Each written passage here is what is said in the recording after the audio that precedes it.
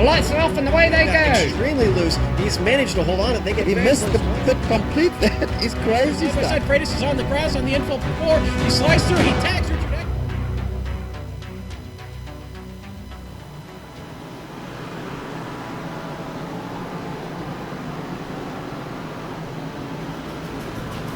From the womb-like security of the blimp gondola floating high in a Wisconsin sky midway between Green Bay and Milwaukee, we look down at Road America, which today plays host to round 1 of 15 in the iRacing Drivers Association GT3 Series, brought to you by the Screwed Gamers, Kart Action Media, and Zanardi Course Australia. And all the action will be carried live as it happens here on the Global Sim Racing channel. In just under 15 minutes, the flagman will show the green to a tightly bunched rolling grid of Mercedes, Audis, and McLarens, and releasing them towards the first corner of this 4-mile circuit. So hook up the internet feed to the big screen, throw a couple of cream cheese Kringles on a plate, pour yourself a tall, cold glass of Wisconsin dairy, put the Lazy Boy recliner to good use, and enjoy the 60 minutes of simulated sports car excitement that will be streaming your way. Hello, everyone, and welcome to another GSRC broadcast.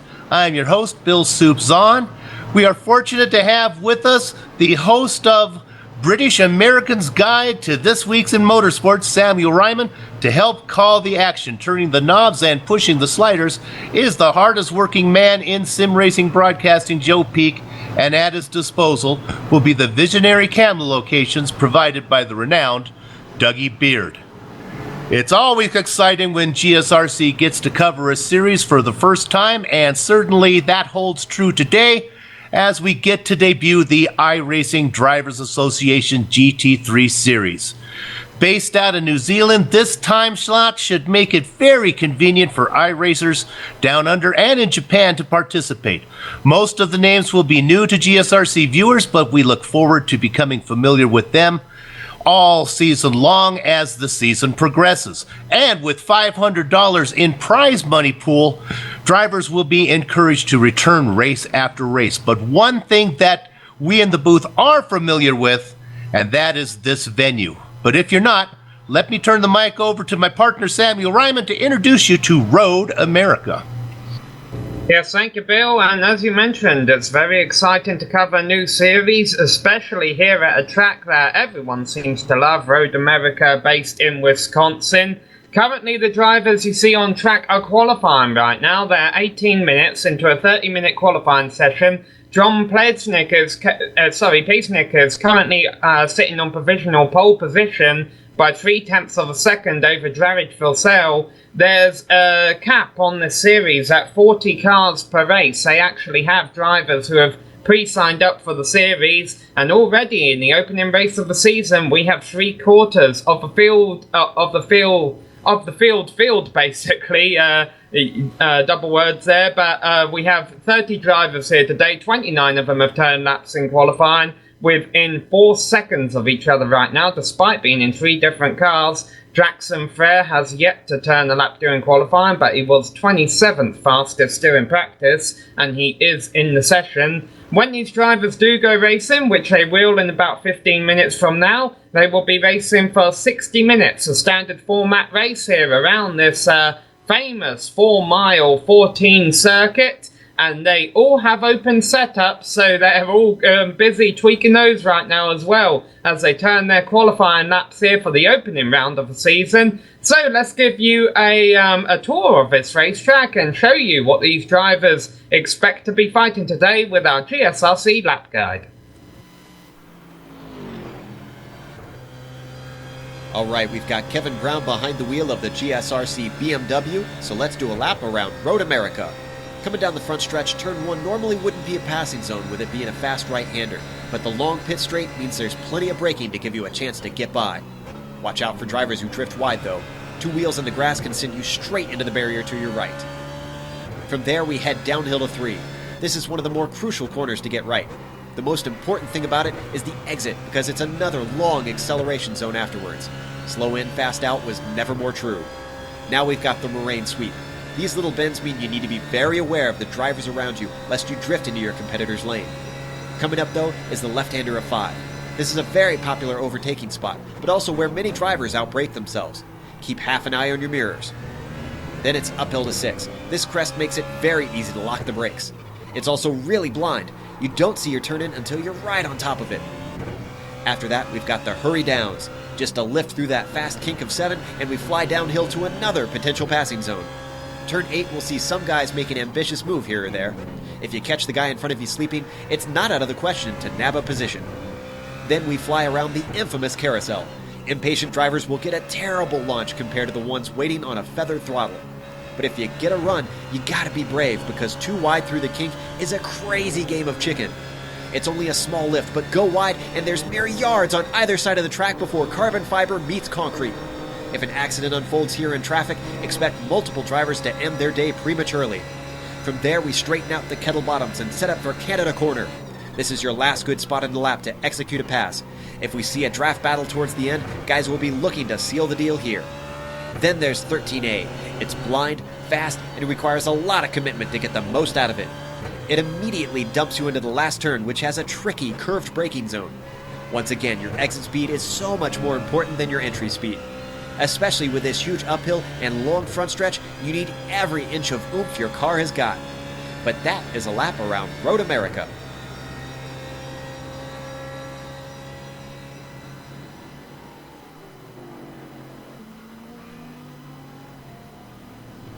And there's a lap around the over 4-mile circuit. That is Road America. Doing a quick look still at the qualifying here. Joe Piesnik still in the lead. Jared Flessel in second place there, and Marcelo Rivera now sitting in third. All the times are pretty relatively close. This is the point where we're going to go now look at usually we would look at the point standings, but this being the first event of the season when hope springs eternal for all drivers as everyone is tied for the lead, let's look at the point system instead. Now, the race winner gets 150 points, with the final 2 podium spots getting 140 and 130. Fourth place gets 125, and then it decreases by 5 points a position all the way down to 25th. That earns 20. Where it then decreases by 2 points position all the way down to 33rd, with 3, 2, and 1 points going to positions 34 through 36. Now, the drivers must complete 75% of the race distance to earn race points, and drivers do get one dropped race the whole season, so their worst performance can be washed away. Sam, we've talked about the venue and the standings. Let's take a second to talk about some of the race details. Yeah, well, here you see, as you mentioned during the intro, we have 3 different kinds of cars here today. We have Mercedes, Audis, and McLarens. Now, you notice here with the race details, we should also have some BMWs and roofs here, but the drivers, I guess, have no one selected to go with those cars for today's race. Now, whichever car you select, you're stuck with for the rest of the season, so you want to make sure you're on the car that can perform well at different circuits. And then you see also there, as we mentioned, we got 30 minutes of open qualifying going on right now. All the cars on the track together. There's been a few incidents, but not too much. And honestly, Bill, though, 30 minutes of qualifying at a 2-minute lap racetrack, considering you've got an out lap and an in lap there, and probably a couple of laps where you might want to come in and make some adjustments, not a whole lot of time for qualifying. No, not with a long circuit like this one. And one of the things that I'm going to be happy about is there are no fast repairs here for this series. So that means if you break it, you bought it. Now, we talked about that there are 5 different classes of cars, 5 different manufacturers. What's interesting about this series, and we'll get more familiar with it later on as the season progresses, is they have 5 different types of races. They have the mini endurance race. They have that's like a 2-hour race where they can actually team up. There's actually driver swaps on that one. Then they have a sprint race. They have a super sprint race, which I think is actually 3 different little mini sprints. And then they have a night sprint race. So a lot of different formats going on. Today, luckily for us, since we're just dipping our toe in here. We're just getting familiar with this series. They probably have the simplest of all the formats. This is a standard 60-minute race here today. 60% fuel. So, Sam, I don't think there is no mandatory pit stop. So my guess is here that the driver's going to be able to go the distance. Now, no BMWs, no roofs today, because there's only 30 of the 40 drivers here, so maybe the guys who didn't show up might show up in one of those cars later on this season. What do you think of those three cars? Which manufacturer do you think might have an advantage on this large venue? Oh, not sure I'm the person to answer that for you, Bill. I don't have much experience behind the wheel of either of these three cars. I think we're all a bit surprised that there aren't any BMWs out here. That's the one of the older cars in the iRacing service now that people have experience with. But the other thing that makes that hard question to answer, Bill, is it's the fastest three cars in qualifying right now. You mentioned them earlier, John Peisnick and Javid Filsell and Marcelo Rivera, who are separated by about 0.4 of a second, are all in different cars. John is in a McLaren, currently topping the times. Javid is in an Audi, currently second, and Marcelo is in a Mercedes, currently third. Now, of course, we don't know the experience level of these drivers, but talking about the incidents, and you saw there on our race details slide, even though there's no incident cap, if you do hit 15 incident points during the race, you get a 10 actual point deduction. So, we're not entirely sure what the experience level of all these drivers are, but it should be fair to say that everyone's going to be aiming to race clean because they don't want to get involved in an incident during this race. Yeah, we talked about it earlier about the time slot, and let's go ahead and do a little full disclosure here. This is GSRC, the broadcast company that's bringing you this, that we're all happy to be working for. They're based in the United States, so Sam and I and our director Joe Peak, we're all getting up at an unholy hour. It's still dark outside for us as it's early in the morning here, even though it's bright and sunny out there on the track. This is an Australian, actually I believe it's a New Zealand-based race series, so we're going to see lots of names that we're not familiar with. We talked about it before, but it's going to be great to see these guys. The poor people who live down under, they really have to struggle to be part of these things, as they always have to end up getting up at really miserable hours to race. Now, Sam, what about passing zones on Road America in these cars? What do you think you're looking at for the best places to make a move? Well, there's plenty of them. The run down into first turn, you see on screen right now, the car's going down into Canada Corner. This is definitely a popular overtaking opportunity. But, I mean, the problem is, even though there's plenty of long straights with 90-degree turns where you can make a move for position, all those straights aren't really straight. They're all a bit twisty, and so you have to be careful with the driver you're racing alongside. And now we see just how long this front straight is. You can definitely get a run going into the first turn here.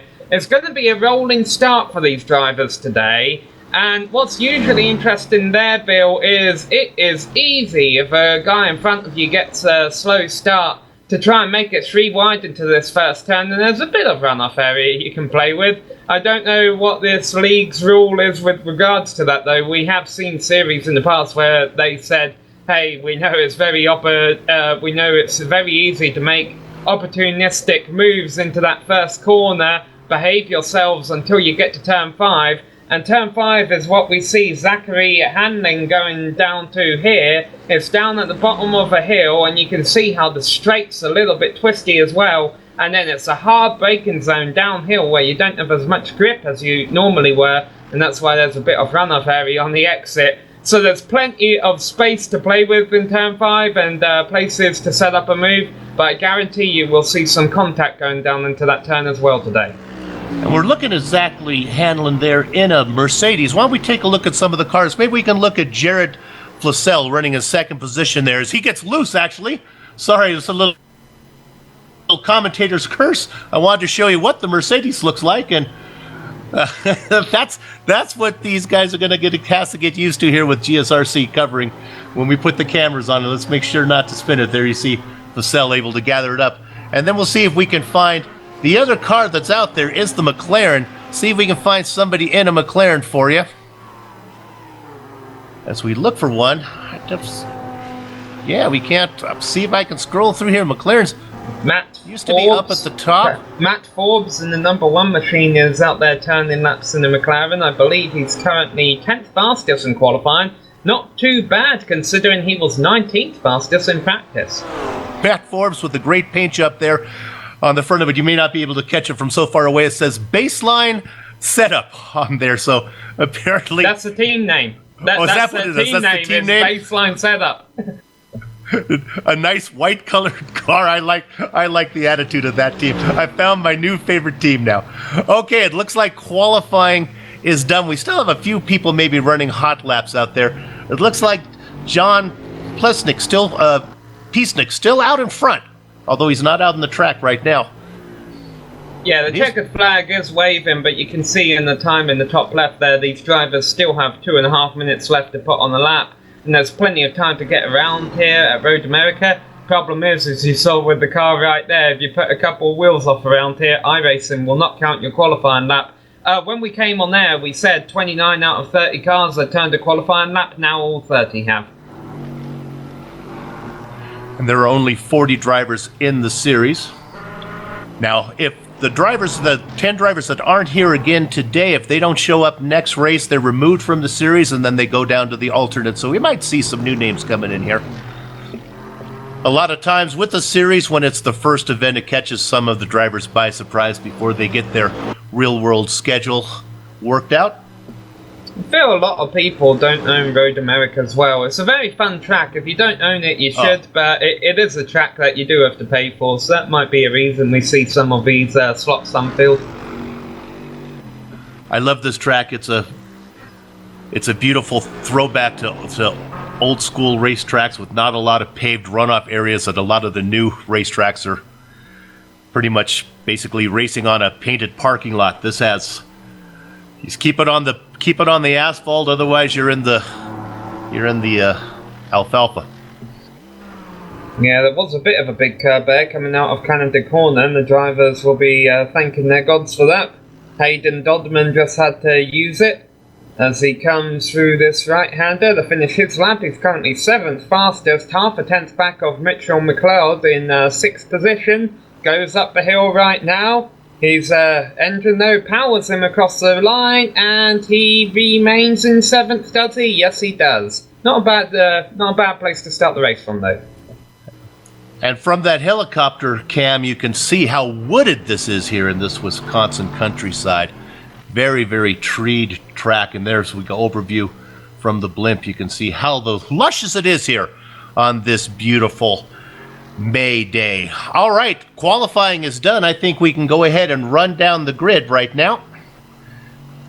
John Peacenik is your pole sitter. He's about 0.3 of a second faster than Jared Fussell in second place as they make up the front rolling row. Marcelo Rivera and Kane Kujimaya sit in row 2, positions 3 and 4. Richard Homestead and Mitchell McLeod make up the third row. Fourth row is going to be Hayden Dodson with Simon Figel in the 8th position. 9th and 10th spot goes to Zachary Hanlon and Matt Forbes. Sam? Yeah, and then we got David Drellin starting in 11th position. Lined up alongside him is Michael Healy, Justin Strickland, a name I think I'm familiar with there, starting in 13th. Jeremiah Morton in 14th place. Jake Maloney did not turn the lap during practice, but he entered the qualifying session and just got into the top half of the field there in 15th place. Lined alongside him is Blake Capoe. Riley Blythe will be starting in 17th place alongside Warren Pickering and Grant Hines and Martin. Bill, you call the drive in 20th. Zavasi, I think we're going to go with. We're going to go with a hard Z there. Zilvasi. 21st position, hidden blackjack, TJ Brown. Jared Tyreman right behind him with some fresh rubber on the car. 23rd position, Jay Kennedy. Mark Simon in the double dozen position. Nathan Waddell and Clint Smith in the 25th and 26th spot. Sam McLeod, Jackson Freer, Phil God, and Zachary Logan round out your 30-car field. Sam, I'm going to put you on the spot. You don't know any of these drivers. You have no idea. We were not familiar with hardly any of them here. I'm going to have you. Hey, look at that up in front. We wanted to talk about a McLaren. There's John Piesnik up in front in that McLaren. I'd like you to pick. Who do you think's going to be your winner today? Boy, that's going to be a tough call, huh? Yeah, well, I'm just going to go with the obvious one then. Is John Piesnik, because he was fastest in practice and he was fastest in qualifying. In practice, he was fastest by a whole 0.6 of a second, and in qualifying, he's been fastest by 0.3 of a second. You saw during our grid on screen there that 3.8 seconds separate the whole field, but of that, you got about 3 drivers. The fourth place car on the grid, Kane Kugemaya, is 0.6 of a second back of John. So the top 3 are a bit faster than the rest of the field, it seems like. That being said, we don't know how these drivers are going to race in a 60-minute long race. Who's going to be better in the long run, better at endurance racing. Because even though this is a big track bill, with there bound to be some incidents with a 30-car field and a 60-minute race, they will have to deal with lap traffic at some point. And I believe we get an entire lap around this 4-mile course. So when we can get a chance to look at some of these cars, let's go ahead and look. We'll go in and look at our pole sitter, John Piesnik there. Oh, we'll do a stationary camera. Look at this. Beautiful camera. I like that yellow car just going by right there. You viewers at home can pick out the paint scheme you like the best. Yes, one driver electing to start from the pits, which was a bit of a surprise, considering he was 6th fastest in qualifying. Mitchell McLeod is actually in his pit stall for the start of this race. I could understand if you're a driver starting in 16th, perhaps you'd want to stay out of the first turn chaos, but Mitchell, I would have thought, would have been in front of it all there. 3 different manufacturers up front. We talked about the McLaren up there of John Piesnik. That's really the top McLaren in that beautiful blue and yellow Element racing team machine. Now, it's a long way back till you find the next McLaren in the field. And Sam, I'm surprised because usually the BMW, I'm not surprised that we don't have any roofs out there because while that used to be the dominant car, we haven't seen the roof since the rebuild hasn't been nearly as powerful. But no BMWs is a surprise. Yeah, it is. As I mentioned, a lot of these cars are new to the service. The Mercedes especially, I don't even think, and the Audi, but they seem to be popular choices out here. And maybe it's because the drivers have learned to become specialists in them. Maybe the drivers have been saying, hey, there's a new Audi, there's a new Mercedes, I'm going to get in here and get to know them really well so that when a new season starts up, I can jump right in them and be one of the top drivers. Maybe we have a few of these drivers who have done that.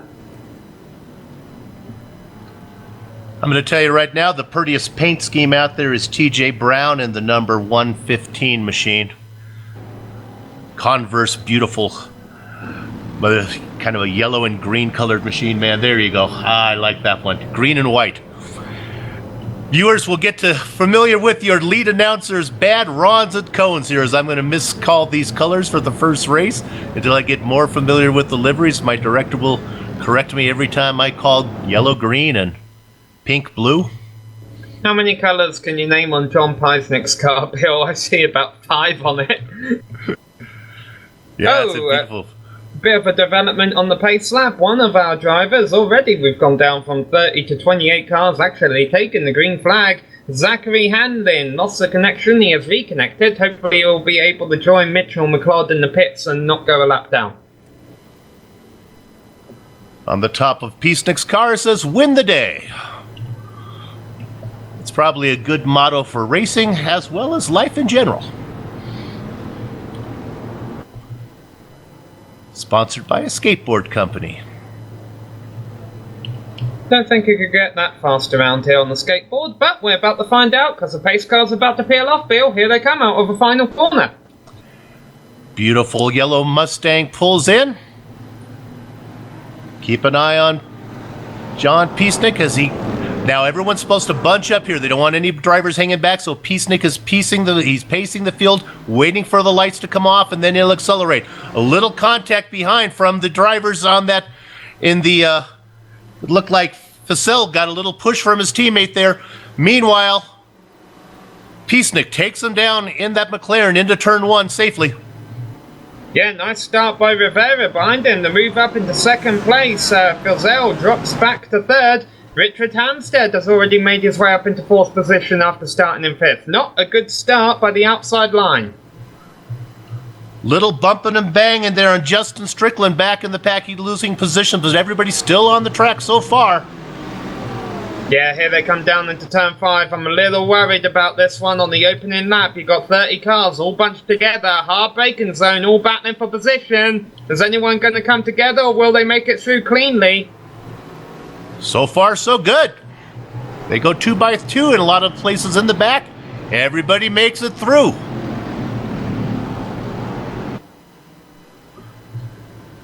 Change for second place. Filzel goes back by Rivera. So after his bad start, he was compensated for that and gotten his Audi back up into the second position before even the completion of the first lap. Peisnick out in front. Then we talked about Filzel into second position now. Rivera sitting in third. We'll run down your top 10. Hampstead running in fourth. Dodson in fifth. Go ahead, Sam. You see a battle in the middle of a pack here.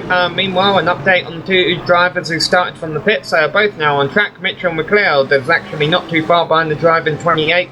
Zachary Hanlon was able to rejoin the server and is on the lead lap, albeit a bit further back. They're talking about the lead lap. They're coming around to complete the first lap. John Peisnick entering the final turn as we speak. Jeremiah Morden had got around David Jellings to move up into the 9th position, but Jellings got it back. A nice battle going on from them. We'll keep an eye on those two. As meanwhile, you see the leader crossing the start-finish line to start lap number 2. Now, the laps really don't matter because we're racing for 60 minutes here today. Well, laps could matter a little bit, Bill, when you come to the fact of a matter that you've got a complete 75% race distance to score points. Now, of course, that means that we're only talking about the drivers who aren't going to be getting a whole lot of points back there, but that will be based on laps and not necessarily the time. Obviously, we'll see about 30 laps around here today. Battle for fifth shaping up. Kane Kugemeyer looking down the inside of Hayden Dodman as they come down into the fifth corner here. Kugemeyer drives it down in there, and he looks like he's going to get that job done, but he takes it a little hot, and he's going to have to surrender the position back to Dodson. Oh, multi-car spin behind them. Matt Forbes comes off the worst of it, but I think Jeremiah Morton may have also... There's a couple cars running off on the runoff area that I'm being told are off course, but obviously that's because they're trying to get around Forbes. If we get to replay, you can see Jeremiah Morton must have got distracted. He brought that car in really hot. Watch the dark-colored machine here. The light-colored machine is Forbes. He'll spin. Watch Morton from behind. There he is. Look at him dive that car in there. Woo! And there's Forbes who spun it. Yeah, just a bit late on the brakes. That's what we saw in that battle for fifth as well. Fortunately, that didn't result in any contact or spins. I think there were a few other drivers who ended up in the gravel because of that, whether as a result of contact or they were just taking evasive action. Morton drops back to 23rd position. Meanwhile, Forbes remains in 8th. We're looking here on the review. We're thinking Ford maybe got a little help going around.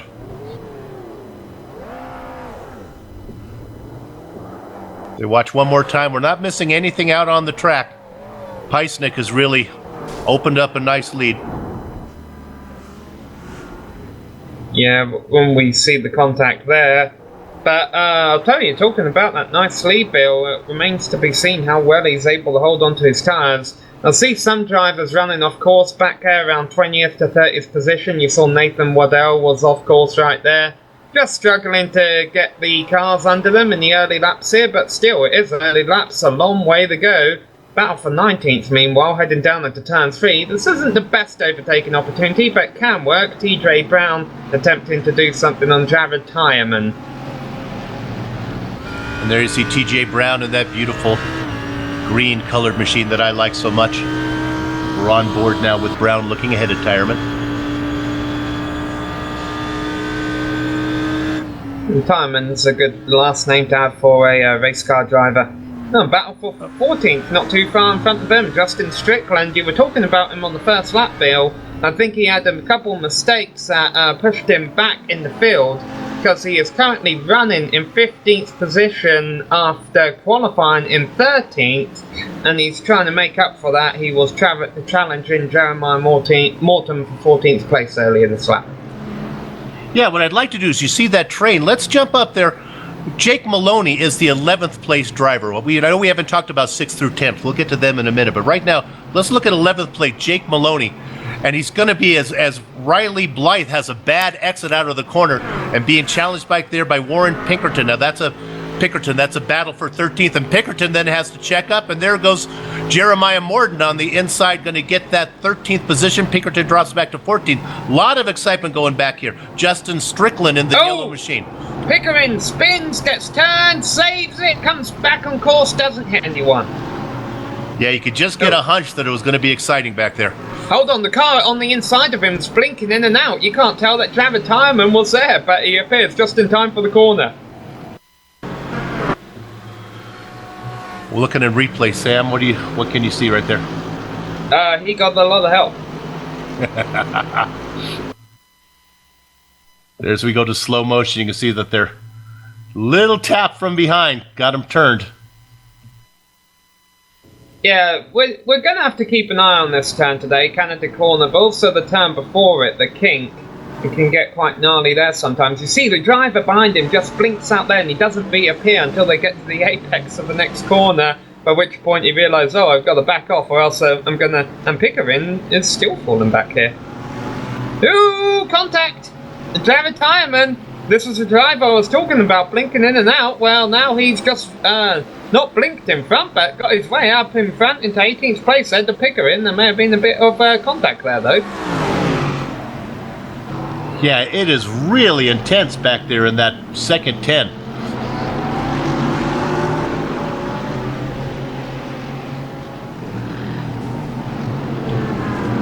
Yes.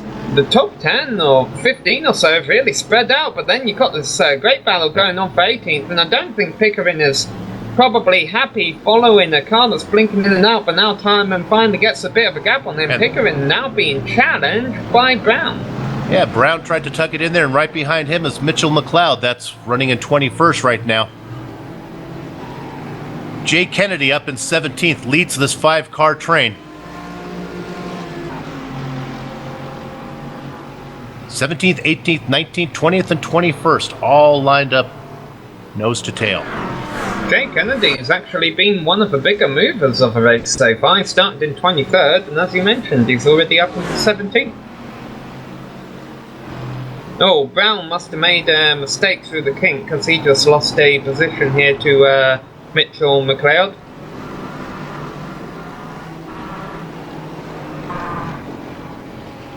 As we ride on board, we look there with Jay Kennedy. We're looking at him not on board, but there you go, Kennedy with Tyreman right behind him.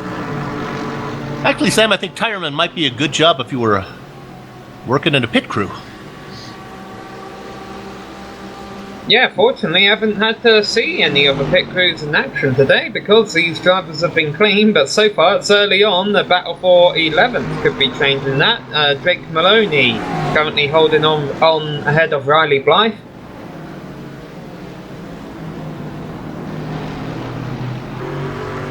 There we go, as we ride on board with Blythe, looking ahead of Maloney.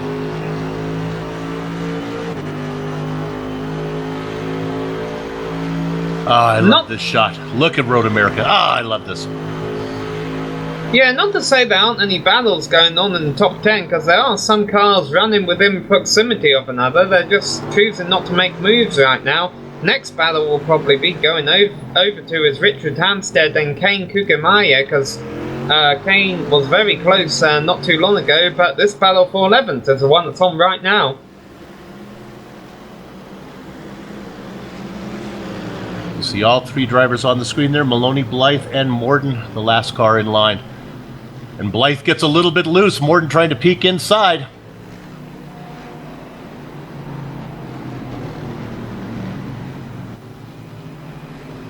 think Yeah, Morton that's- might be the fastest of the three of them right now if he can just get around Blythe and see what he can do with Maloney. Here they come through that kink. Not a difficult turn when you get it right. You can turn very ugly when you don't get it right. Oh, here he goes, looking to the outside. Morton coming into Canada corner. If you can't do it the easy way. And I think Blythe may have actually backed off and helped him take a position, or maybe Morton overshot the turn, but he's able to keep it on course and keep the position. Filzell, our second place driver, Jared Filzell, ran off course coming out of the final turn, and that's actually going to cost him second position to Marcelo Rivera. Rivera moves up into second now. Fazell tucks him behind. We'll stay on this because Fazell's going to be faster. He's going to want that spot back. And our first driver into the pit stall, Zachary Hanlon, was having connection issues early on. He's in his pit stall right now, so that's the first car to lose a lap this race.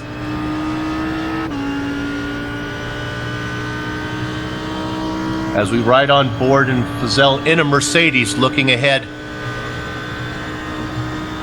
Sorry, Fazell is in the Audi. I'm sorry. Fazell's in the Audi looking ahead at the Mercedes of Rivera.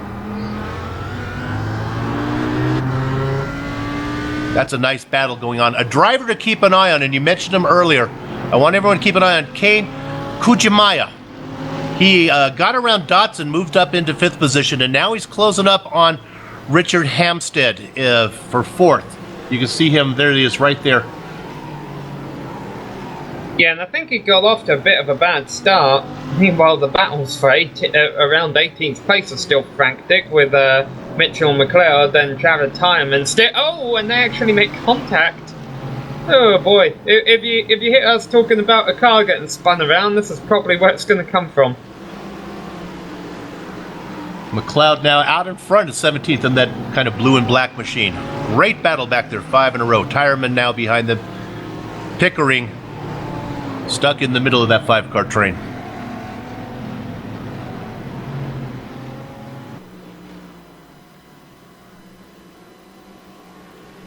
I don't know about this mandatory pit stop thing, Bill. I'm still convinced that some of these drivers might not be able to do the full 60 minutes on fuel. Right, now I assume, now the only reason I'm saying that there won't be a pit stop is because they said there is no mandatory pit stop. Usually that means that they can go the distance, otherwise they leave that out of the... Pickering is off. There we see it. Yeah, and gets back on course and collides with another car. Who was that? Oh, and boy, they're almost It was four Smith. wide. Heading into the left-hand, it was Smith. But there might be more contact here. Phil Gard, almost a 3-wide scenario there because Matt Forbes got a piece of that incident. And Matt Forbes, I think, just got rear-ended from Jackson Freer, who makes contact and gets spun by Phil Gard and spins off course before anyone hits him. Oh, we got a lot to keep an eye on there. It was a couple incidents. Let's see Into where the we pits pick it up come at. Smith, Freer, and Pickering are all coming into the pits for repairs. Okay, now you see Pickering, as we look on this great, chopper cam there through the woods. I think that's Pickering moving to the inside, if I'm correct there in that yellow machine. Pickering is on the outside.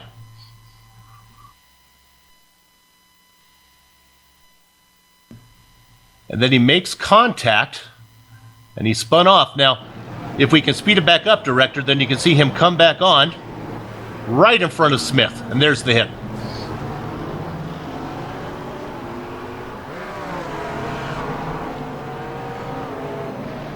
Yeah, Freer, they all end up having almost a 3-wide scenario coming out of a turn here. And Freer, I believe, is the driver in the black car, and you'll see there's a bit of netcode that goes on, but I mean, they're obviously in contact with another, and then he gets spun into the wall, and then just drives down pit road. If we go back to live action now, and you see 3 cars headed into pits, I'll tell you, there's a bit of a battle for third shaping up, because Rivera has actually pulled away a bit from Filzell for second and third place, and the battle that has been shaping up for fourth, Richard Hampstead and Kane Kugimaya, they have now caught Filzell really. You could almost throw a blanket over the car's second from fifth to fifth. And just to follow up, the driver that initially made contact with Pickering was JT Brown there. I want to make sure we don't misidentify anybody. Look at the drive. Look at the run there that Hampstead had in fourth. Was peeking in on Fussell in third. Pickering, meanwhile, was able to get back out on the lead lap. And it's interesting what they're doing at the end of pit road here. It looks like the cars coming out of the pits are forced to let the leaders go by before they rejoin the circuit. Jackson Fair and actually Zachary Hanlon are still stopped at the end of pit road.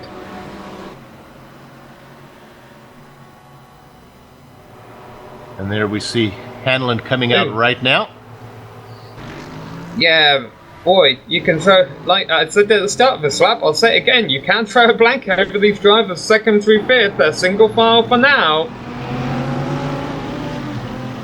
Well, Rivera got second place because of a mistake from Fussell. So Fussell was distancing himself from Rivera, so Fussell should be able to get him. Hampstead qualified fifth, moved up to fourth position, and then Kugamaya running in fifth.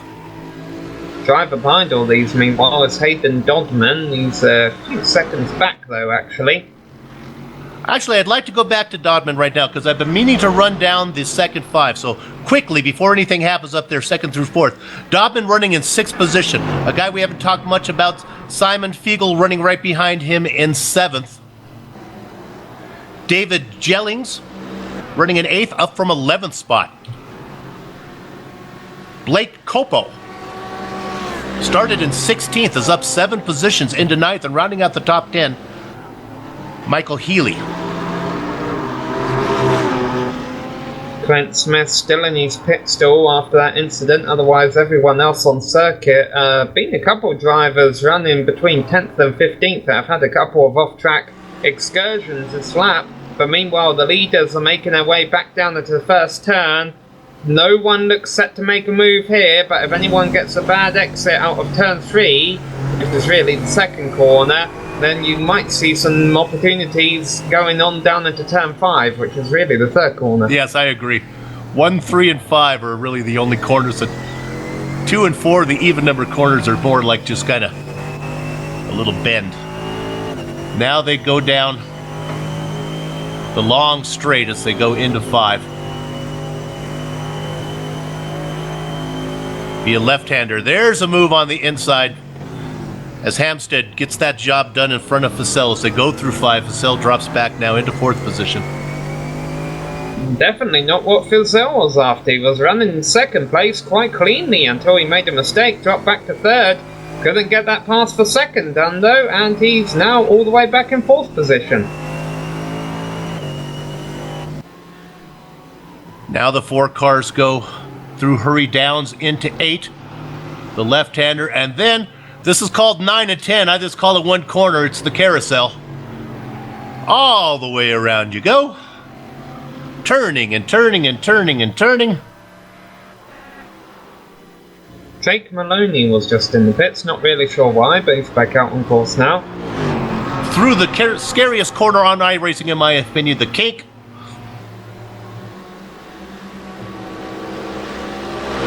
And Rivera leads this 4-car train down into 12.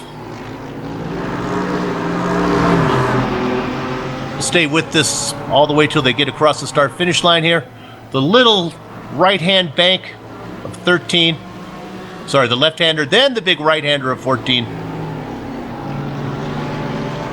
Back onto the main straight. Fussell now being challenged back there for 5th. Kujimaya with a little bit of a run. Keep an eye on Kujimaya. He's got to run. Let's see if he tucks to the inside, if he forces the issue in 1. No, I think he backs off a little bit. Yeah, these two drivers actually teammates, which might result in them racing a bit cleanly. Meanwhile, Jake Maloney has become the first official retirement of the race, and the leader right now, John Peisnick, is about 4 seconds ahead of all of this action for second on back. Let's see. Kugamaya isn't going to... Yeah, there he is. Kugamaya's not close enough to make a move on his teammate going down into turn 5 this time. You can see Peisnick, and then the cameras pan back. Great camera work there as we pan back to that 4-car train. Yeah, and then let's go back to the battle for 8th as they come down into the 5th turn. It looked like David Drellins made the mistake coming out of turn 3. That costs him a position to Blake Copo, but they actually get single file. But now Drellins loses another position. Oh boy! Woo! He's gonna get both positions there. I think Copo was mirror driving there and saw him coming like a bat out of heck. Wade gave him room, and Healy takes 2 spots. Yeah, if he had hit anyone, he would have been criticised, but he didn't, so he's a hero. Oh, meanwhile, Kane Kugemaya is off course big time. He drops back to 7th position.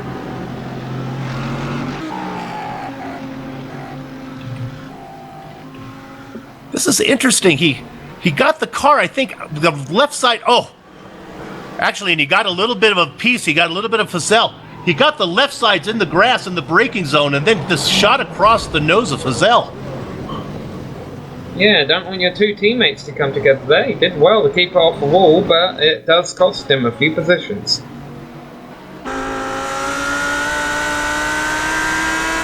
Now we're on board. Watch how he gets the right side tires on the grass. It gets a little squiggly. Then he can't blow it up. Woo! Let's see if I can look. Fazell's coming into the pits? Yeah, I think Fazell might have got some nose damage there from that.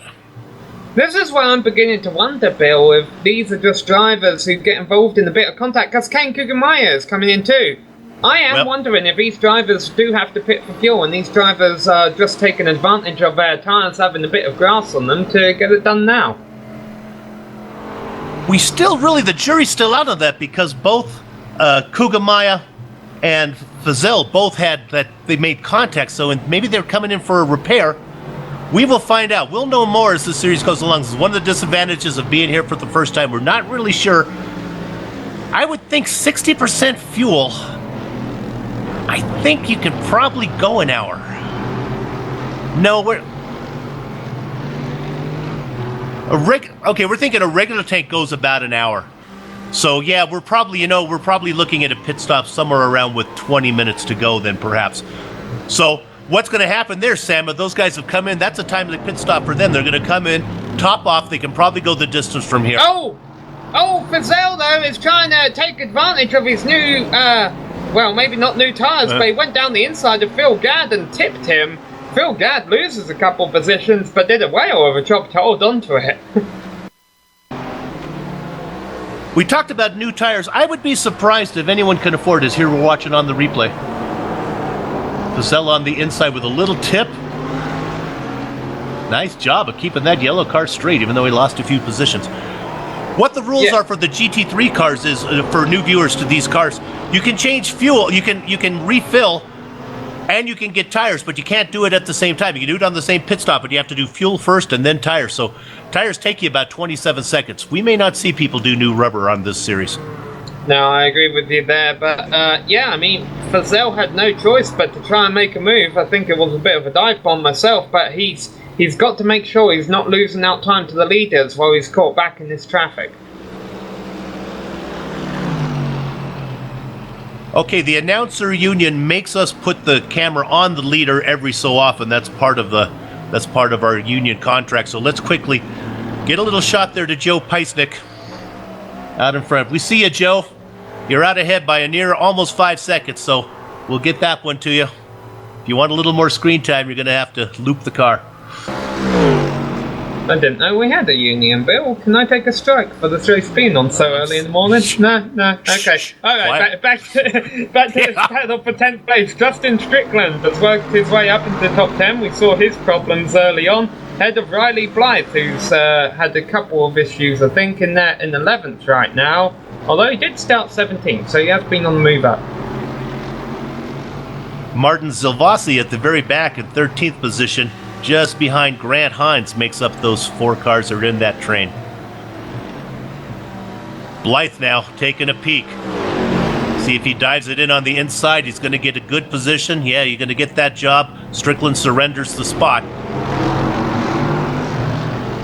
Hines with visions of taking. Strickland got such a bad exit out of the corner. Hines now pressuring him. Going to give him a little love tap. Not going to be able to get that done.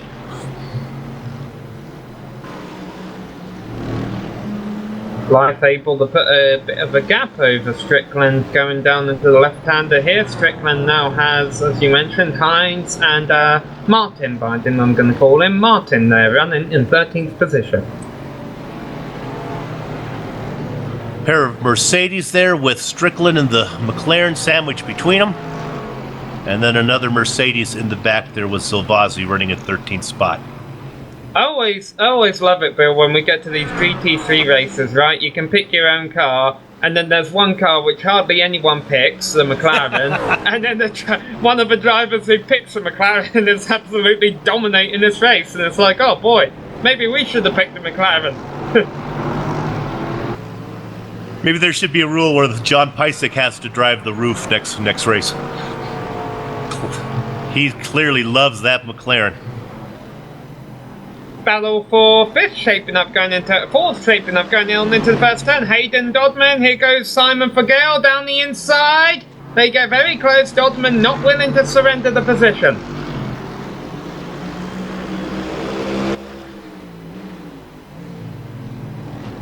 And now, obviously, the next overtaking opportunity would be down at turn 5, but Dodman actually built up a bit of a gap. And I was a bit surprised. I saw a car right behind the leader, but it's a lap car.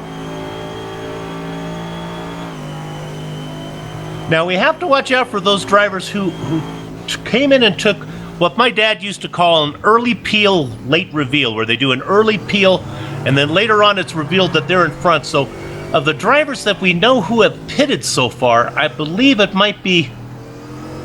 Could it be who was up in front? Let me see if I can find the leader of all the cars who've pitted. Yeah, I think it probably should be Fazell. He's still back there in 20th position. Let's see what his lap times are right now. He just ran a 2:10.0 as opposed to the leader, John Pleisnick, just ran a 2:08.7 last time. Oh boy, Fazell had a good start to this race. I don't know if he's going to walk out of here with a podium after all, though. Yeah, if you remember, Fazell got that little glancing blow across the nose from his teammate. And no free repairs in the series, no. So he might still have a bit of damage from that. Yeah, we're seeing a little bit of damage on the machine, so he may not be running at speed. So we'll have to watch as these guys peel off for that pit stop. But we're just about a couple minutes short of the halfway mark. Bink Kugemaya, another early pitter, was just involved in an incident as he was trying to get through the field. I think it was with Zachary Logan and Jackson Freer. Yeah, it was a few seconds ago. Actually, Fear, this is interesting. It looks like Fear was surrendering the position. Watch Fear get really slow here. He surrenders the position and then decides maybe I don't want to surrender the position. They get it all worked out. I'm sure they're still friends. Give a shout out to Jackson Fear. He was kind enough to give us the secret to actually watch this series. Thank you, Jackson, for talking with us earlier while you were in warm-up. Every lap, we're seeing about 1 or 2 cars running between 10th and 20th positions. This is a lap around that's TJ Brown peeling into the pits to make their stops. None of the leaders, though, have really came in yet, other than... Blake Copo is currently off course from 6th place. Oh, it's back on again.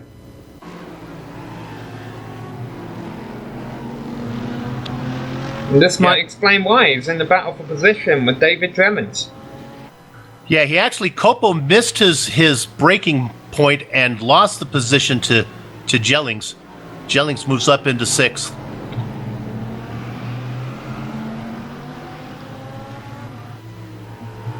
Well, so far, Sam, we're new to this series, but so far I like what I'm seeing. It's been a few incidents here and there, but that's all part of racing, but pretty much good driving from all these racers.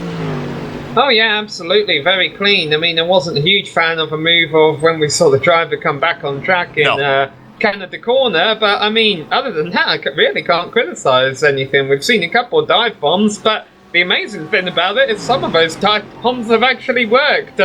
The drivers in front of other cars have really been paying attention to what's behind them, and now we are seeing some of the leaders come into the pits. Marcelo Rivera was 5 seconds behind our race leader when he came in. Richard Hampstead comes in behind him, and the big question here is, where is Jared Frizzell going to be when these two come back out on course? We're thinking Frizzell is the fastest car of all the ones who've pitted right now. He's behind Matt Forbes in 18th. Of course, Forbes is yet to pit. Frizzell's out there trying to run some hot laps. He's got a long way to go as he... Forbes must have ran into some trouble because he was up in the top 10 earlier. Frizzell just coming around 14 right now. Now he gets around him. Okay, let's see if those other drivers are rolling. Rivera still in the pits, coming out right now. Hampstead has jumped Rivera, and boy, I think Frizzell's still far behind, isn't he? Yeah. Hampstead through turn 1, Rivera through turn 1, and now Frizzell, as I speak, through turn 1. Yeah, and Kugemaya, the next driver in line behind Frizzell, he's also pit.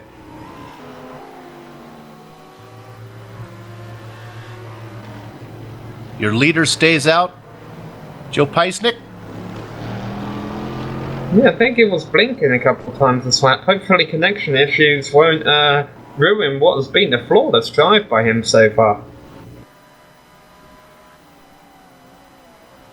Well, we talked about getting to know the drivers. I think that's one driver that we're probably going to be saying his name a lot this season, and that's John Peisnick in that McLaren. Yeah, meanwhile, other drivers who haven't pit are Figel and Dodman. We've been seeing them battle. Jellins and Morton have also been in the battle. And now Michael Healy finds himself in the top 10. He hasn't made his stop yet, and he started in 12th place. Might not walk out of here with the top 10 today, but still not a bad opening round to the season for Michael Healy. You haven't really gave him a shout out today.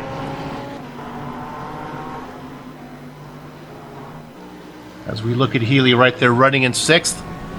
We don't need to go there, but I just want to let the viewers know the leaders of all the cars who have pitted is Richard Hampstead. Go ahead, Sam.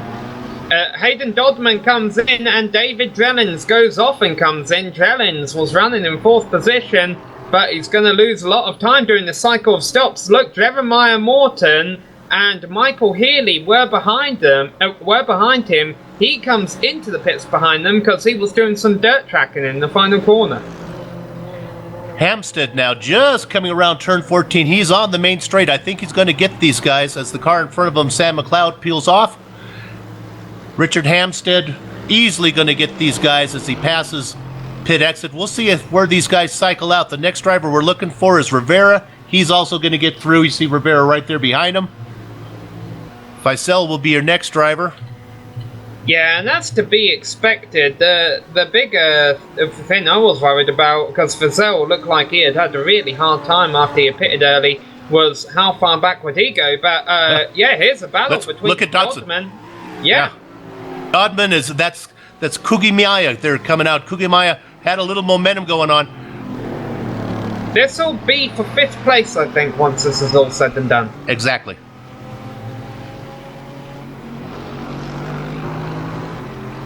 Right now it shows them battling for 9th there, but once the pit cycle, look at Kugemaya here. He's got a run on the inside. I think he's going to get this done. Nope. He Took it in overshot hot. it. Dodman takes the position back. Lesson learned. He'll try that again next lap. We'll come back and check out turn 5 again next lap.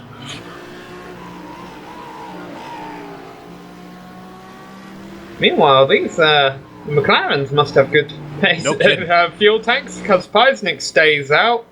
And let's see, who's in 2nd place? What kind of car they're in? Not a McLaren. Simon Figel also stays out in 2nd place.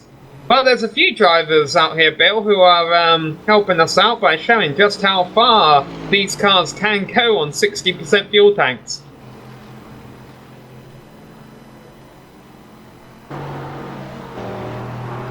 Gotta imagine they'll be in within the next couple of laps. Riley Blythe comes in this lap. He was running in 3rd. And and Martin Savazzi.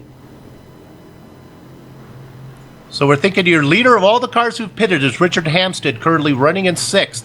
He's got about a second lead on Rivera.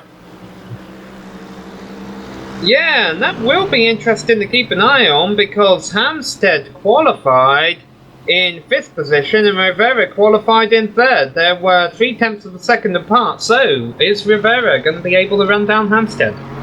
Let's go back to Dodson in 8th right now. As here we saw this guy making a move. Here comes Kugamaya again. He's going to try to duck it in on the inside, this time going into 1. I think he's probably figure out where the braking zone is here. Get that car woed up. And I think he's going to close the deal. Yeah, I think he's got that down as Kugamaya moves into 7th overall right now. Doesn't matter how talented you are, though, the slipstream works the same for everyone. Is Dodman going to take advantage of it going into the run down into turn 5?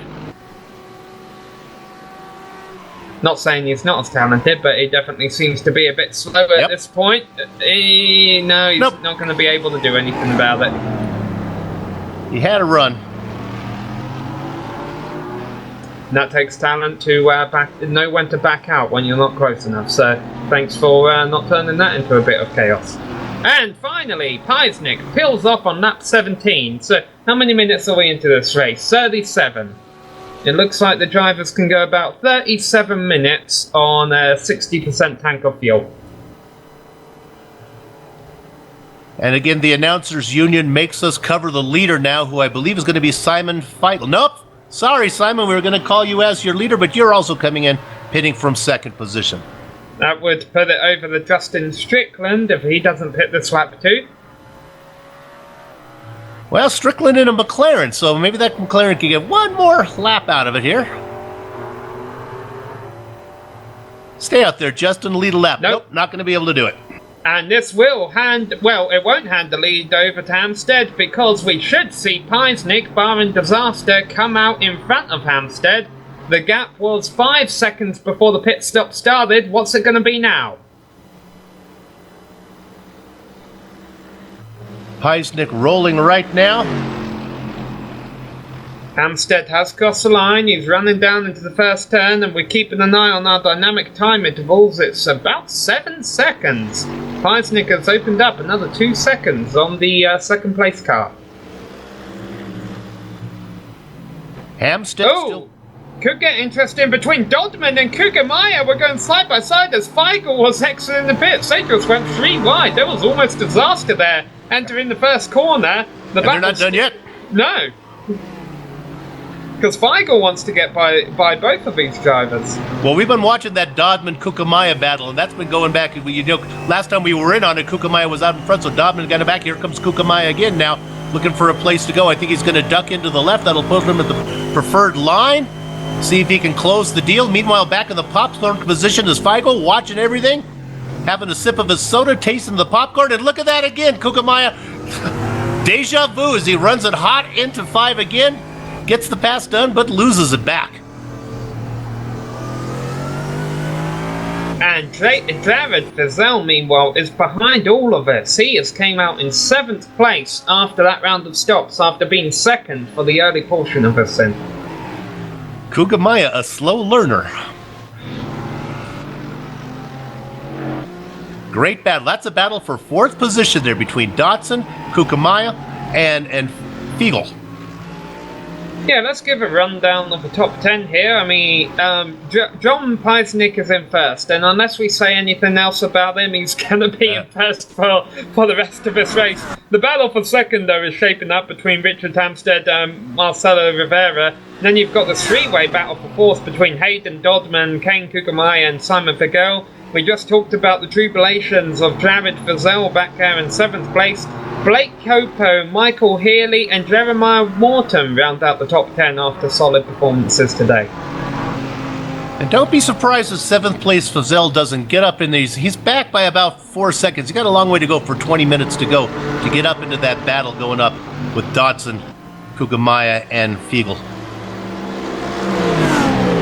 Yeah, 2 minutes a lap. For those of you who prefer laps, this should be about a 29-30 lap race. We're completing lap 19 right now as Kugamaya looks down the inside of Dodman again. He likes turn 1 better than he does turn 5. He's able to get that inside and get a load up. Yeah, it could be a top speed advantage. The front straight is longer than the run down between 3 and 5. Now, what is Figel going to do?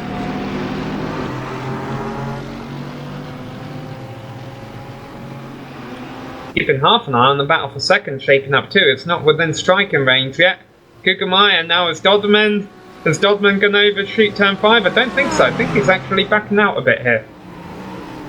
Yeah, Kugelmeyer likes turn 5 a lot better when he's in the lead. It's when he tries to make that pass he gets in trouble. Of course, Kugelmeyer out there in the Audi, followed by a couple of Mercedes. So the cars could be different because they're different manufacturers. And again, Sam, we talked about it. It's an open setup, so some cars might have more downforce. Yeah, but it's still been a really competitive race. I mean, I know it's on track, but we have 26 cars on the lead lap.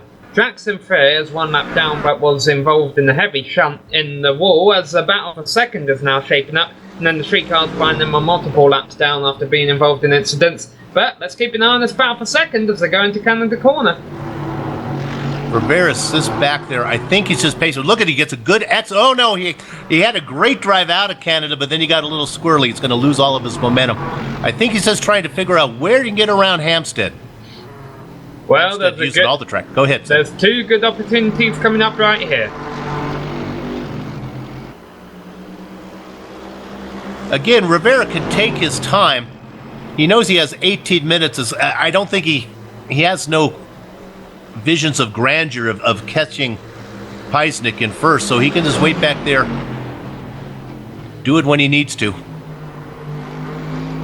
Battle behind these guys is really broken up with Kugelmeyer pulling away from Dodman and Figel. I think Dodman might actually be about to lose that position.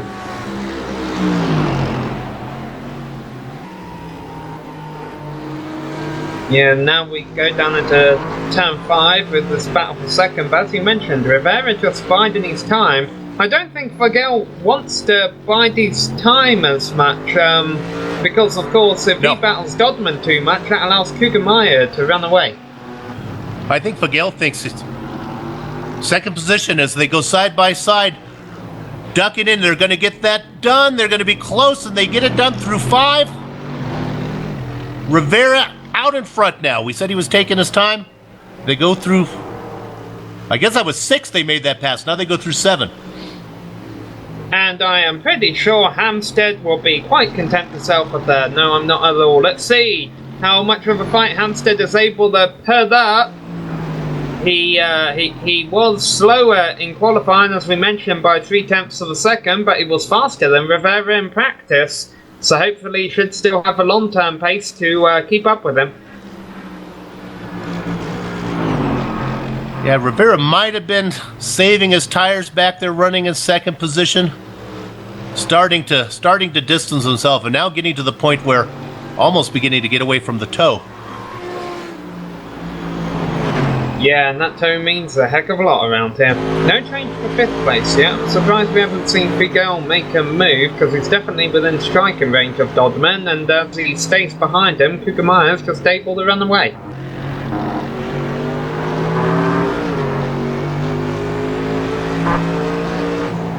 Things have pretty much settled down. Looking for a battle farther back. Let's go ahead and, while we have time, let's go to 13th position. Justin Strickland. Not really in that hot of a battle, but being chased there by Martin Zavasi. Yeah, Strickland has had some rough patches today, I think. Not as much as Mitchell McLeod in front of him. Mitchell started 6th and has dropped to 12th. Justin started 13th and remains 13th, but Martin Zavasti behind him. Yeah, actually. Yeah, he's moved up 6 spots. Yeah, and Strickland now starting to run down Riley Blythe in 12th, so this is heating up here a little bit.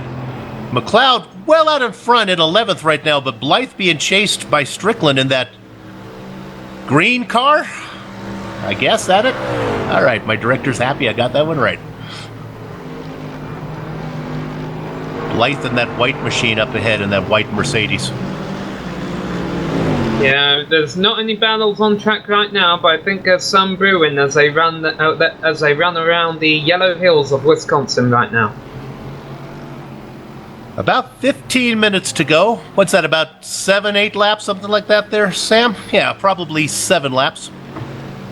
Don't blame me for ignoring me. Yeah, we got about 7, 8 laps left here in the in the closing stages of this race, and yeah, now you finally see that battle for 12th. As you mentioned, is on.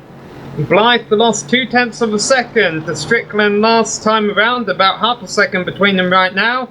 Mitchell McLeod not too far in front of him, but obviously there aren't really any major overtaking opportunities until they get around to the front straight.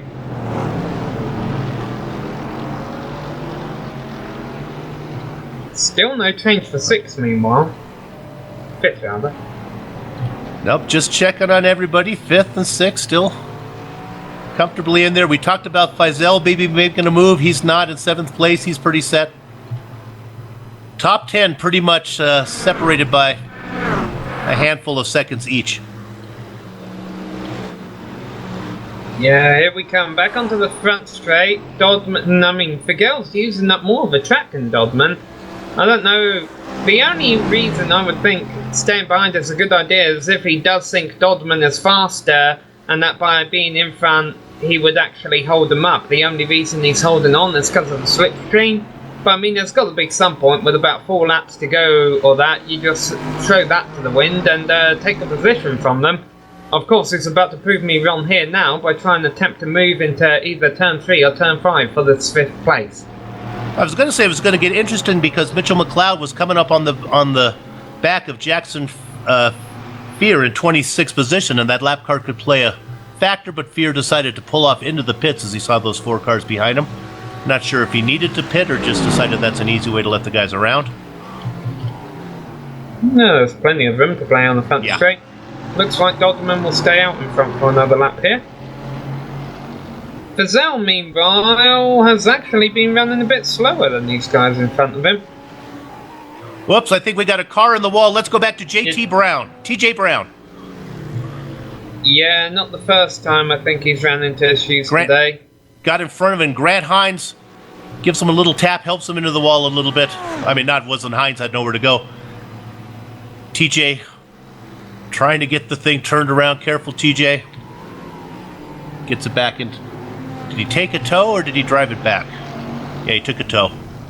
Yeah, Clint Smith has also taken a tow into the pits. He was involved in something late here, and I think what we've got to begin thinking about here, Bill, is that these drivers, the tyres are older than they've ever been on these cars all race long, and with these drivers perhaps settling into their positions, you see the how all the packs have kind of broken up. They're all running on their own with old tyres. It's easy to make a mistake. And a little bit back, let me see if it was far. Jake Kennedy had as well. I'm not sure how recent that was, so we don't need to find that one. But Jay, I saw it. Yeah, pit road beginning to get a bit busy with a few parked cars here in the closing stages. Of course, the problem if you run into a problem late on is it's been such a clean race that's going to drop you back to about 25th or so. Yeah, looking what Kennedy did, he lost it in turn 14 there and just brought it right into the pits. But yeah, Sam, I think you're right. From the 2 incidents that I just saw, it was tires played a big factor. Now we're going to look at P12 here again, this battle. And look at Blythe on the inside is going to making a move on the outside of Strickland, the yellow machine. Blythe not surrendering in it. They go into the corner at 10:55. They come out at noon, but better momentum for Blythe.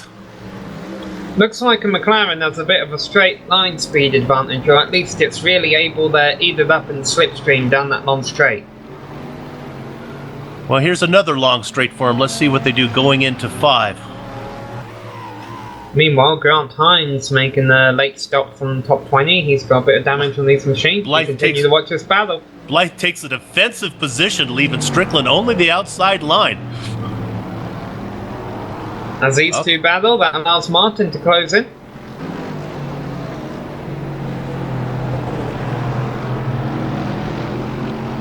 talking about Hines coming into the pits, we obviously saw him involved in the incident not too long ago, so that damage from that may have affected his car too. So while we watched this battle there with Blythe and Strickland, that's allowed 14th position Martin Silvassi to get back in there as well. Silvassi back there with the soda and popcorn in the popcorn position. Yeah, I think he's been one of the bigger movers of a race. Blake Copo, I think, wins that award. He started 16th and he's up to 8th, so that's a gain of 8 positions. Martin Silvassi not far behind though, 20th to 14th, that's up 6 spots. Oh, Sam McLeod, 27th to 17th. There you go, there's our winner, 10 positions gained. Wait, is that two McLeods who have moved up? Oh no, Mitchell McLeod has gone back, Sam McLeod has gone forward, and now they race for 2 different teams, so I can't tell you if they're teammates. Sorry, related.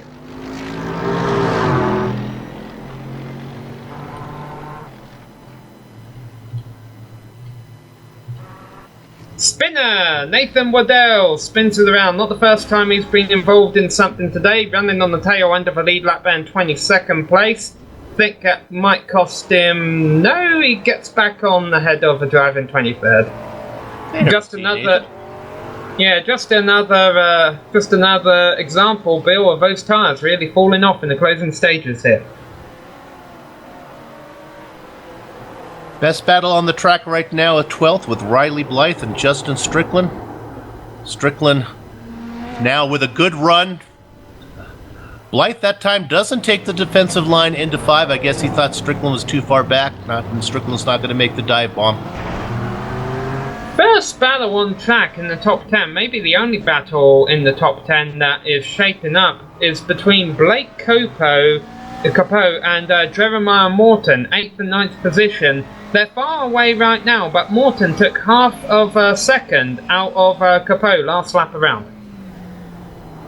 And I think they're both gaining on Fizel up in 7th position. Fizel only about 2 seconds ahead. He was farther ahead, so Copo's had a nice quiet run in 8th. Very uneventful. A great job up making up those 8 spots. Really has a shot at 7th, but like you said, if he can stay ahead of Morton, who's really on the move in 9th. Yeah, I think Jared Fizel is going to be doing some debriefing at the end of the race, and we might not get to talk to him, but it would be interesting to know what he thinks of his finish and track, because he was second fastest in practice, he was second fastest in qualifying, he was running second earlier on. Is he just a short run guy, or has something really hindered him during this race? I mean, he does have a bit of damage.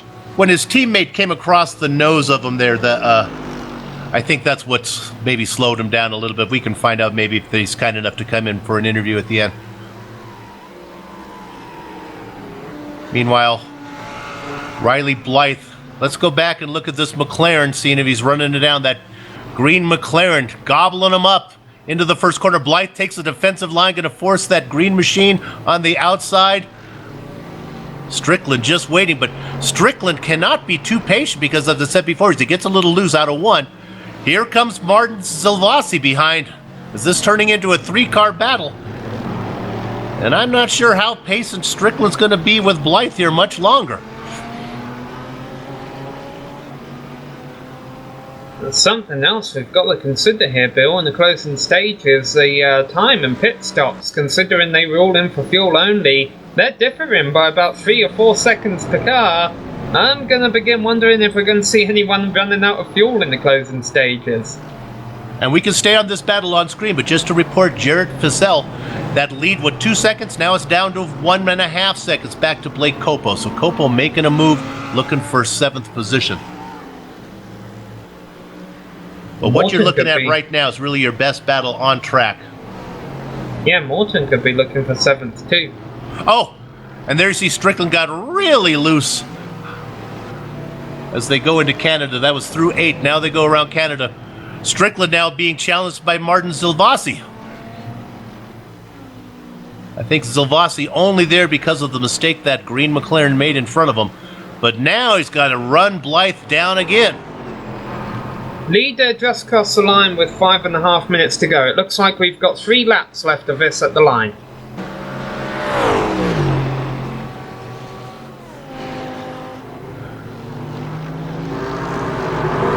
Yeah, as you mentioned, this battle for 12th, I mean, with only 3 laps left, if you have an opportunity to make a move, you better take it. Well, keep in mind, we ran down the point, how the points play out. It's 5 points of position at that stage of the standing, so that's a big chunk. So if you can get that 1 spot or 2 spots, that makes a big difference.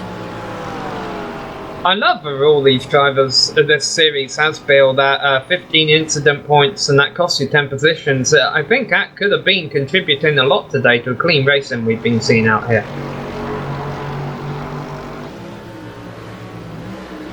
Yeah, I like that rule too. And of course, you can get those incident points for running into the alfalfa or making contact or just looping the car, right? I guess if you loop the car but keep it on the track, do you get an incident point? Yeah, you get 2 if you have it pointing back your own way. Oh, here we come. Here comes this battle for 12th, and it breaks up again. Now, I have an interesting story about that once. I was doing a NASCAR qualifying session, and I got loose off of 2. I knew if I pointed it backwards, I would get 2 incident points, but I knew if I slowed it down enough and just brushed the inside wall, I might get away with 0, and so, funnily enough, I got away with 0, even though I probably hit that wall at a good 30 miles an hour or something. That'll work. Looking at this battle now, we talked about being a 3-car battle. Well, joining the party now is David Jellings in 15th position. And not too far in front of them, a battle for 10th might be shaping up because Michael Healy, running in 10th position, was 1.5 seconds slower than Mitchell McLeod last time around. And on this lap, he actually just went off course a few seconds ago, so that's not going to help him any. Mitchell McLeod could be looking at a top 10 finish by the time the checkered waves.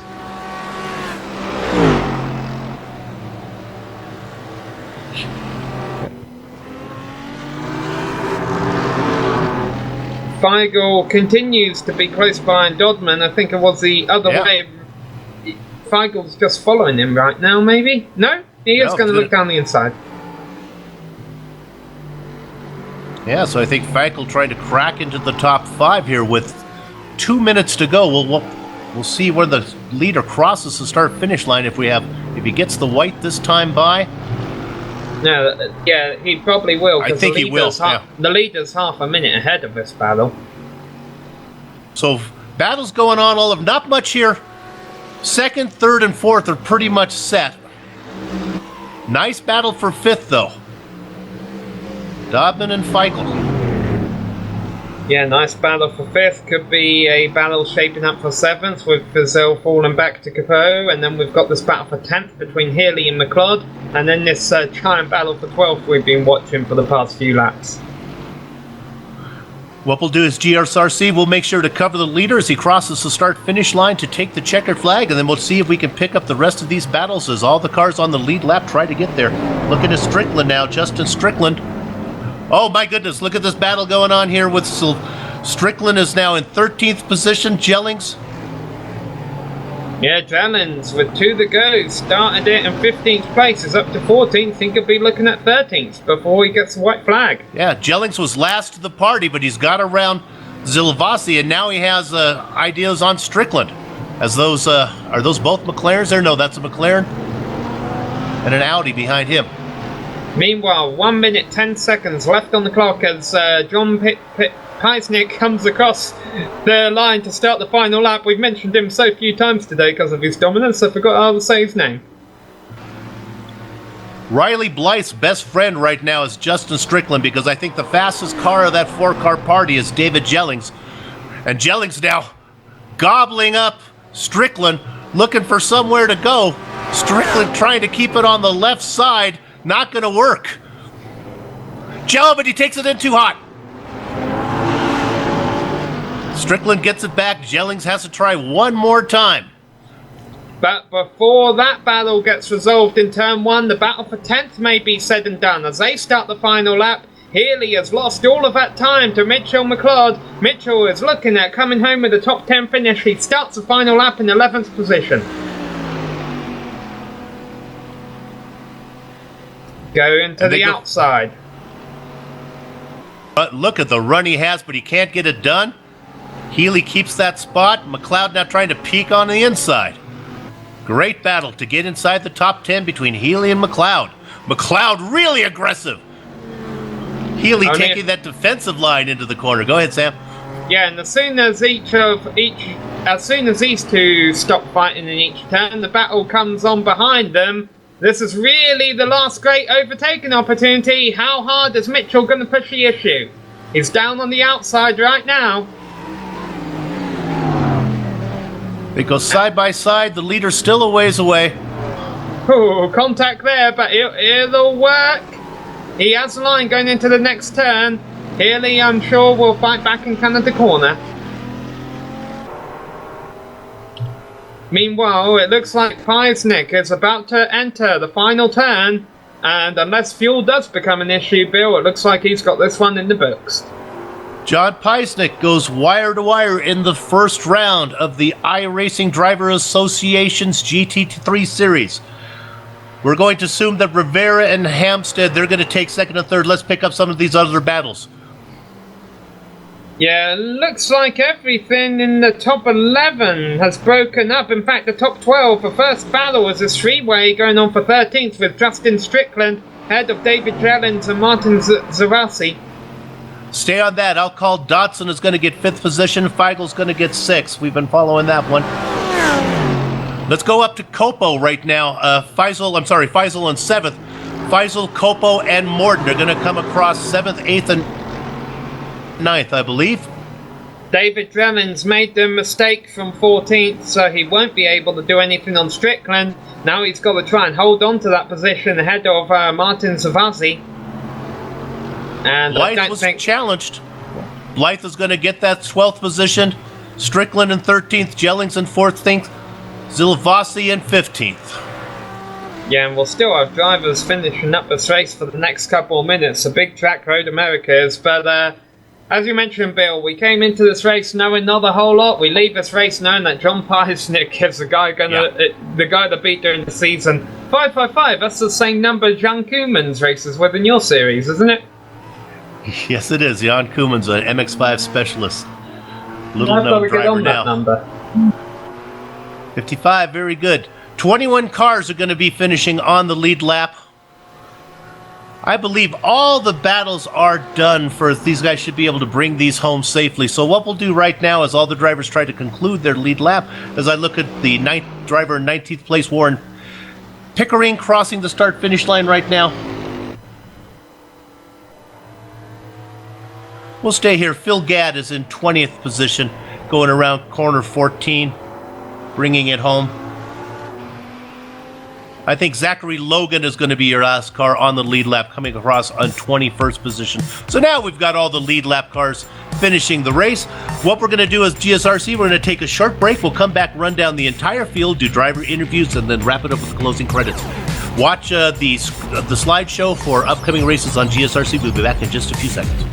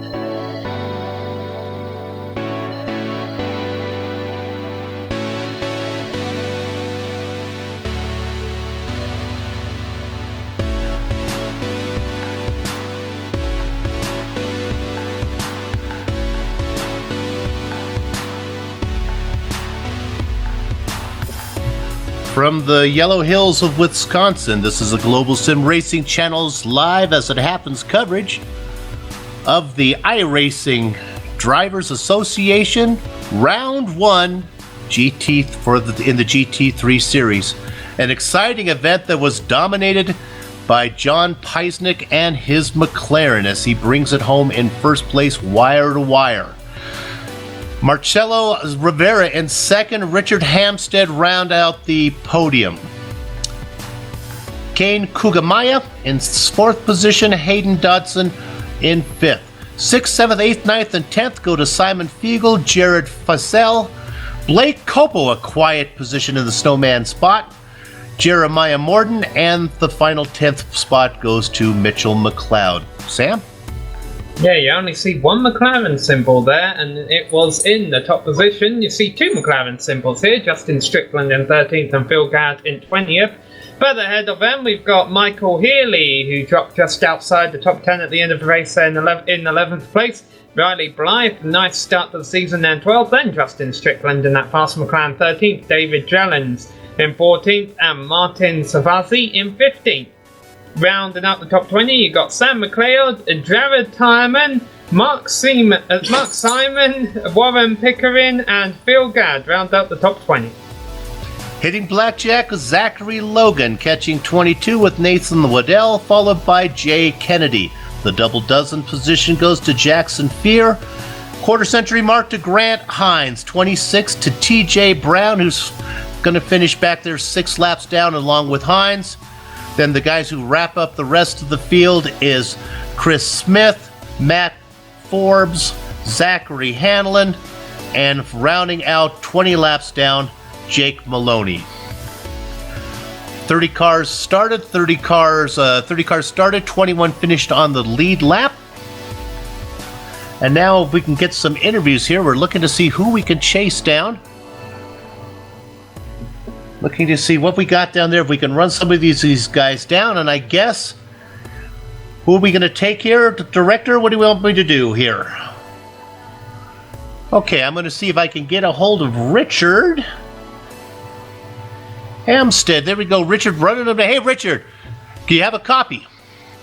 Sure do. How's it going, guys? Hi, this is Bill Soup Zahn in the booth.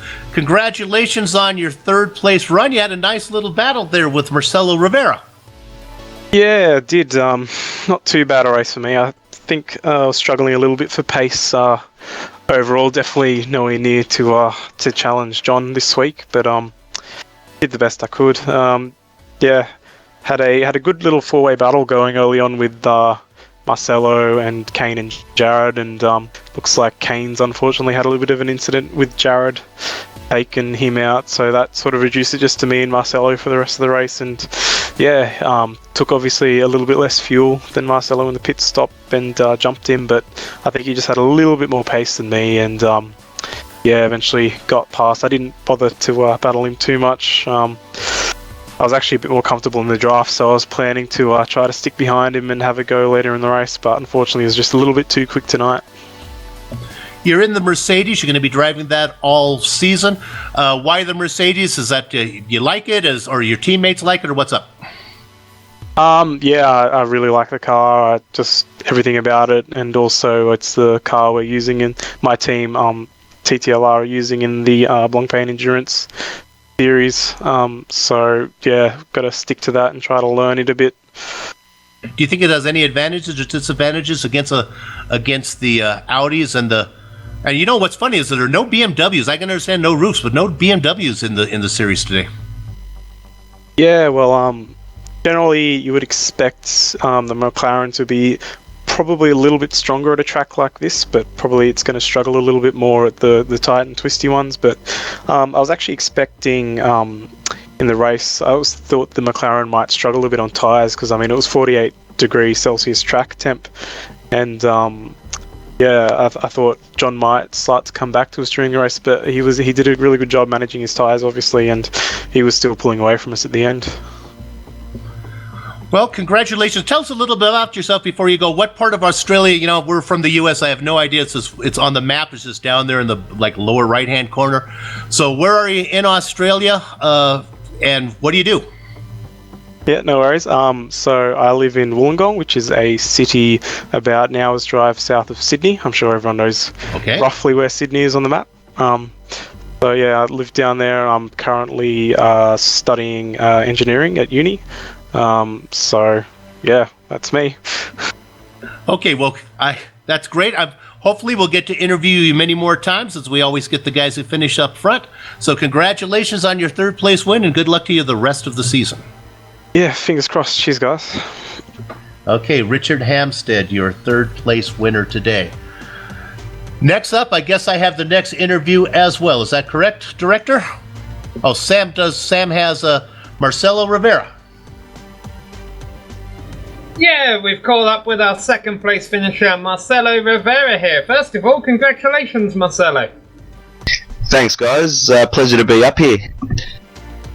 Yeah, absolutely, and you deserved it. You started in, you were 5th fastest in practice, 3rd fastest in qualifying, and you brought it home in the 2nd place. Got better every session. No one quite had anything for John at the front, though. Yeah, no, definitely. I was improving a bit through the sessions. Unfortunately, didn't get a lot of practice in the week, and there was still a lot of work that we could have done to the setup, but it was still overall an alright package that the guys made for me and the other drivers. So yeah, very happy with 2nd place. Had a clean run there at the start. Phil Sell looked like he had a fair bit of pace over me. Unfortunately, had a few dramas, I heard, and yeah, I just focused on keeping it clean. John was absolutely just in his own league tonight, so there was no point pushing like hell after him, but ended up having a great battle with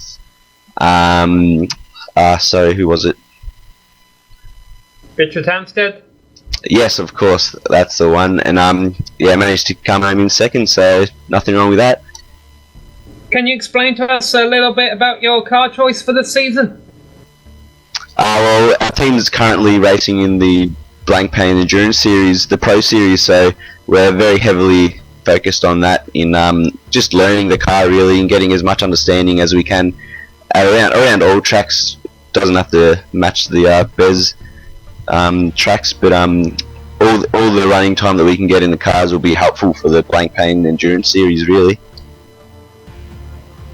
Yeah, well, you put on a great performance today, and how did you expect to do at Road America? Is that a circuit where you were expecting a podium finish? To be honest, I didn't know what to expect. Not a track that I've run at a lot, and particularly in GT3 cars, and it definitely felt very interesting in this car. To be honest, it probably wouldn't be my favourite track to drive the Mercedes around, but it was great to get a feel and to get a good understanding of the car and of the track. Sorry, and in the end, they produced some good racing. And I got to enjoy it with Richard. And so yeah, all in all, it was a good race. Absolutely, it was a good race from up here too. Well, congratulations on 2nd. Maybe we'll be speaking from you from the top step of a podium sometime this season. I hope so. Thanks, guys. And there's your 2nd place driver, Marcelo Rivera. And now I think we can finally, for our last interview, we can finally get a chance to talk to our winner here.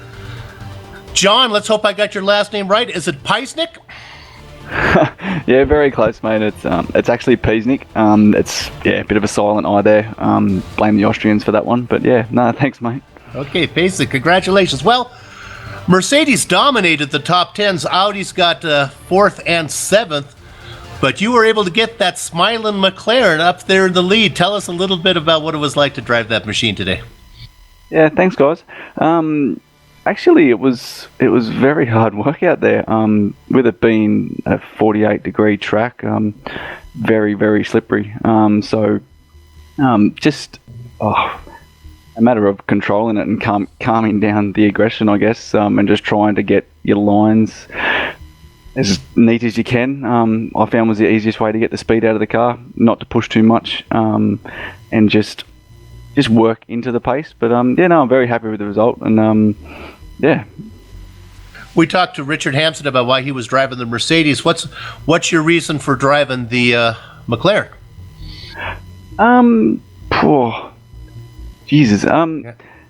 Well, be honest- let me ask you this: Did you look at the schedule to decide what car you're going to drive, or is this the McLaren your favorite machine? Well, I've driven the McLaren for probably about 2 seasons now, and the rest of my teammates all drive the Audi. So, to be honest, I did try the Audi prior to starting this race, but I was let's say half a second a lap slower in the Audi. But then again, the Audi uses less fuel. The McLaren uses more fuel. I was just able to get a little bit more speed out of the McLaren. It's got different attributes, if you want to say. So it works to my driving style, where I can really point it at the corner and get a good exit. It just works for what I do. So it was sort of a no-brainer at the end of the day to go with it. So. But you're all alone. You have no help with the setup. So I guess it's none of your teammates going to help you set up a car they're not driving, so I guess it's all on you, huh? Yeah, pretty much. But I've got to admit, some of my teammates have been pretty kind there, and during some of the weeks gone by, we've sat there for a couple of hours and gone over Motec together, and just worked with, just trying to find the pros for the car and what to do. To be honest, this track really did help the car a fair bit in its strong points. There will be some tracks that will come that it does struggle, but it still holds its own. So no, setup wise, I've got a little bit of a help there, but managing it quite well. Well, GSRC is really happy to be covering this series because honestly, you poor guys down under never get to race much. A lot of unfamiliar names because you're on the other side of the globe. Tell us a little bit about yourself, where you are in Australia and what you do. Okay, yeah. It's a bit of a shame that some of the Aussies don't get the coverage, I know, but yeah, it is. Yeah, basically I'm on the Lake Macquarie, Central Coast, just north of Sydney on the east coast of Australia. Been involved in cars pretty much my whole life. I work as a panel beater, so I'm involved in it day in, day out. I only got into sim racing competitively probably about 2-3 years ago. So it's been a steep learning curve, but I love it to no end. And yeah, a few years ago I tried for the Nissan GT Academy. I came roughly around 10th in that. I wasn't quite good enough at that stage to go take it any further, but yeah, just the easiest or the nicest way to try and do the passion on the sim racing. So just trying to take this to the next level now and just see how far I can get. Well, is your schedule going to allow you to race you get one dropped race for the series? You feel like you get to race enough where you can be competitive for the championship? Yeah, fingers crossed. As far as I know, I'm only going to miss one round. I think it's the 5th round at Spa, which is a double point round, which doesn't really work. It doesn't really work in too well, but if I get some good results, it shouldn't affect me too much, hopefully. So I should just miss one race, and that's it. So. Okay, I'm going to get you out of here with a silly question. I'm going to do one silly question for every race. No we'll worries. take a little poll. All We right, apologise, John, in advance from the rest of the crew. All right, Okay. come on now. Which superpower do you want? You can be invisible, you can read minds, you can talk to the animals, or you can fly. What do you want? Ooh, I'll go with read minds. Read minds. Just in the sense to help this out, because then I can know what the person behind me is actually thinking. That's right. There you go. That's right. All right. John Paisnick, is it Pay or Peace? Or let me get that last name one more time. It's Peasnick.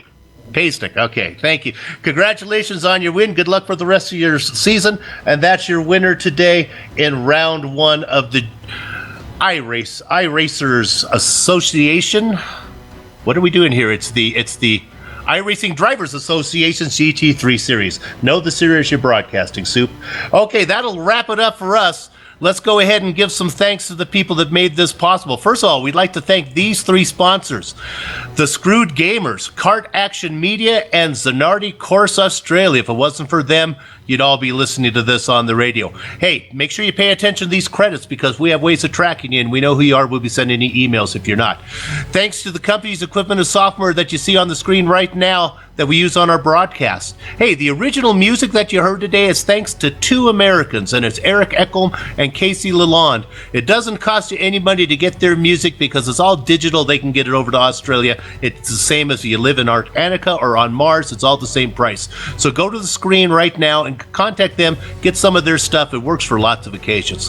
Thanks to my mic make, Sign Raman, our director, Joe Peak, Dougie Beard for his camera locations. If you'd like to find out more about archive races and just more information in general, go to GSRC. That's your best bet. You want to go to globalsimracingchannel.com. That's where you want to go. We're also on Twitter at GSR Channel and Facebook at Global Sim Racing Channel. The next race for the iRacing Drivers Association is 2 weeks for round 2 from Donington, and GSRC will be getting up early in America to bring you that action. We want all you guys to show up as well.